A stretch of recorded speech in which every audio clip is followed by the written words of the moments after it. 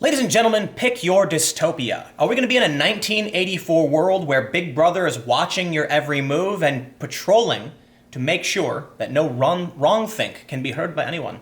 Are we going to be in something more like Brave New World, where people just don't want to engage with certain information? Or maybe it's going to be more like Fahrenheit 451, where people are so offended by everything that everything must be banned and we must burn books. Well, I think it's a little bit of all of them. And today we have more evidence to the fact that we're a little bit of it's a little bit of Fahrenheit 451 going on, because Roosh V, who I know relatively little about, other than he's like the red pill kind of writer. I believe he writes about like game theory of how to pick up women. And I barely know anything about the guy other than people think he's like a sexist, chauvinist asshole. And that's about it. But he has this tweet that's been going around. We're going to talk about what's happening. He said, Amazon has removed 9 of my books from sale, including my newest book, Game, which was ranked in the top 1,000. They won't tell me the specific reason. Many of the books were on sale for 5+ years. CreateSpace and Amazon KDP, can you tell me why the books have been removed? He posted these images. One, it says, we're contacting you regarding the book Game. They said it violates our guidelines. Then we have this list of several more books. They say it violates our guidelines. And then they say, we can't offer any additional insight into the matter. Sorry, can't find that page. Now, look, his books were titled things like How to Bang Women, Bang Estonia, How to Make Love with Estonian Girls, with Lithuanian, with Ukrainian. And so it is, I don't know if those books are sexist. They're certainly books for men to hook up with women. But that doesn't imply that the men would be disrespectful towards the women in any way, although I guess it doesn't fit a certain kind of criteria.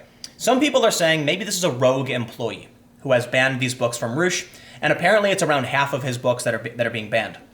A lot of people are saying Amazon's a private company, they can ban whatever books they want. Do we want to live in a world where companies which control the majority of book sales and ebook sales for the most part can ban books?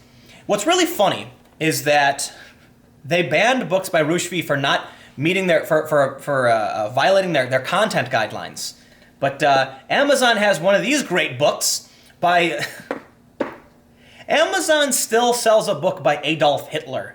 Okay, listen, this is why we don't ban books. If you're not going to ban Mein Kampf, then why would you ban something from Roosh V, which is... The books he wrote are in no way anywhere near Adolf Hitler's actual book.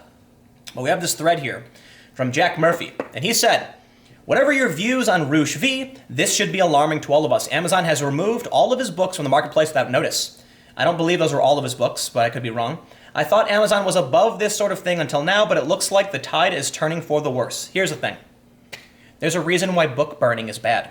Because destroying knowledge is wrong. Even if you think the books are incorrect, somebody has written a book, challenge the idea, prove it wrong, destroying knowledge is bad. And what blows my mind is that there are people right now saying things like, yeah, but Roosh V is a sexist and his ideas are wrong. Yes, that may be true. I don't know. I've never read his book. But the point is, there was a time where people were struggling for civil rights and arguing as to why they should be allowed to get married in same-sex marriages. And they had to write their ideas and explain their logic. And I assure you, the powers that be did not like it. But you know what? They won because they were able to write what they felt. They were able to tell their ideas. And that's why we don't want someone to have the power to ban books. Okay? Yes. Will there be bad books? Absolutely. But you realize that people in like high schools and colleges read Mein Kampf by Hitler on purpose to understand why he thought what he thought. Not to agree with him. To understand certain things. Just because you can read the book doesn't mean you're going to believe it. But his books have been banned. Now, Jack goes on, this is really funny, he says, well, he gets to the funny part. Some of his books have been on there for years. This is like a digital book burning. I actually agree. If Amazon follows the same path of YouTube, Twitter, and Facebook, there will be nothing left, no platforms remaining. Yeah, Jack, you're missing a ton of other platforms. There are alternative platforms that exist. And just because Amazon is making this decision doesn't mean there aren't other platforms. You know what I mean? Like, There are other... Amazon isn't the last remaining. There certainly smaller platforms exist. And when you always want to have an idea outside the mainstream, you'll be outside the mainstream. But Jack says, they still have 50 Shades of Grey and Mein Kampf for sale. There are no standards at work here, just political whims. I'm hoping this is a rogue employee and not a new policy.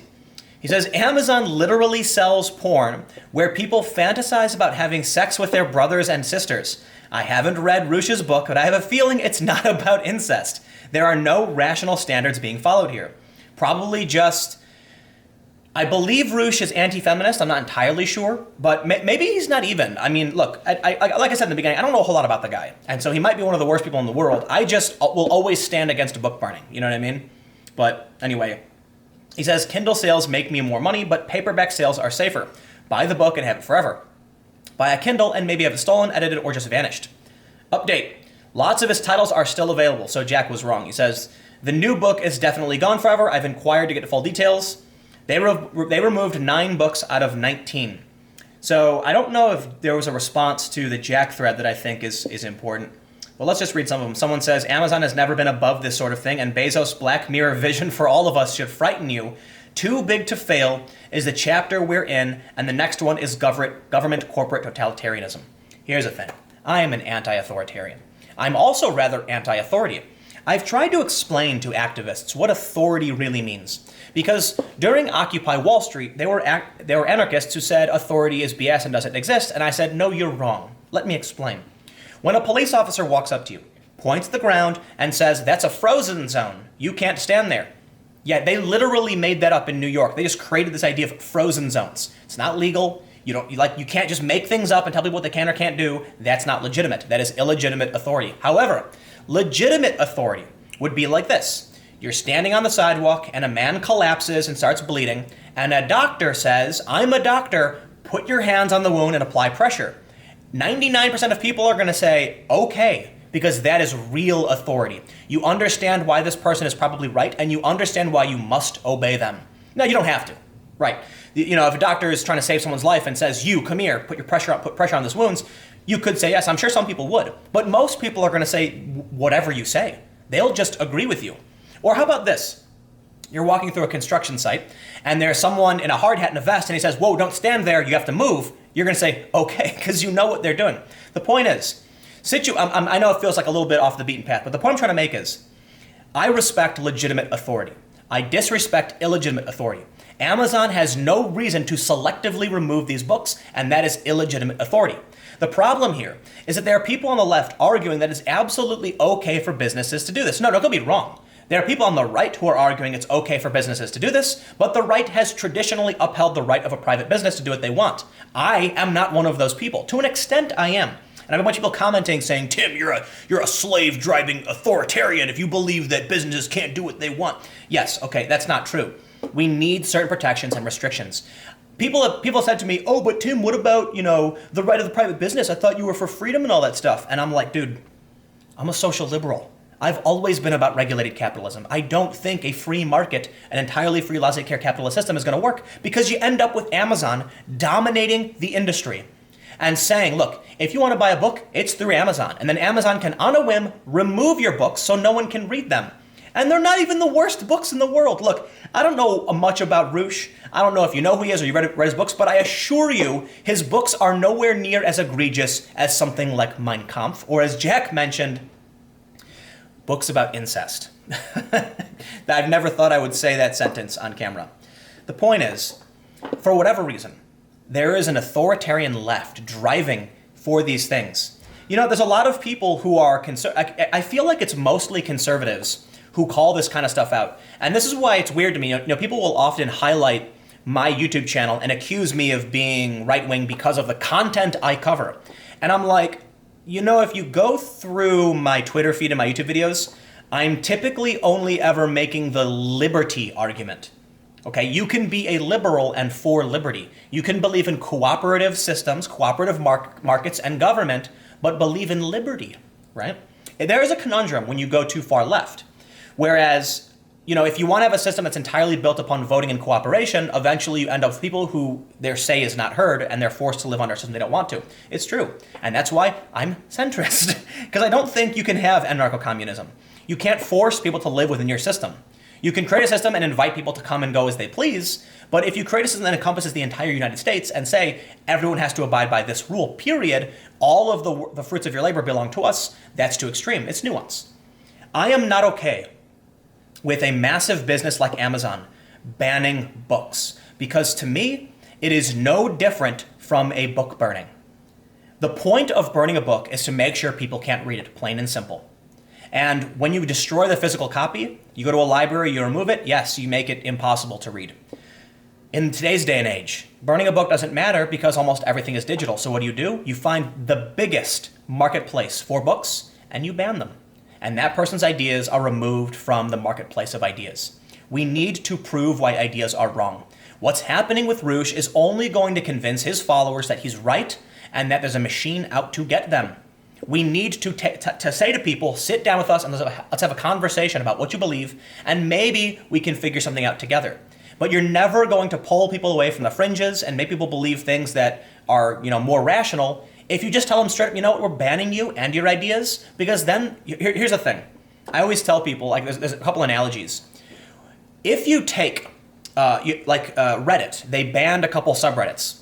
Banning these subreddits, I think it was Fat People Hate, didn't get rid of the people who hated fat people. All you did was you had this big massive mold and they whacked it with a sledgehammer and it splattered all over the place. Now that slime is getting into the corners and in the cracks. It's harder to remove and it starts infecting other areas. If you have this growing, festering community of hateful, bigoted ideas, the best thing to do is to cure it. Right? Imagine it like you've got a mold, you want to spray it so that it starts shrinking and then it starts, slowly decaying and then dies off. But if you just smash it, it splatters all over the place and those little bits are going to get everywhere and start infecting ideas around everybody. It doesn't change anything. And I'm not saying what ideas are wrong or right, simply that I believe I can convince people of good ideas and better ideas through communication. And I'll tell you this, I used to work as a nonprofit fundraiser. I was one of the best in the country and I worked for some of the biggest nonprofits in the world. And there is something that is absolutely true.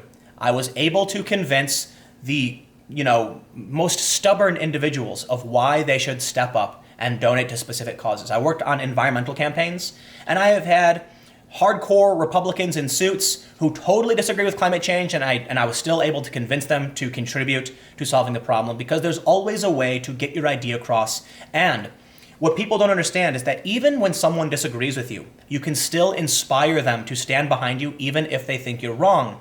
It's complicated, I understand, but I have had people who say, I don't agree with your conclusions. And I had simple arguments like, even if you don't agree, do you respect that I'm willing to stand up and investigate?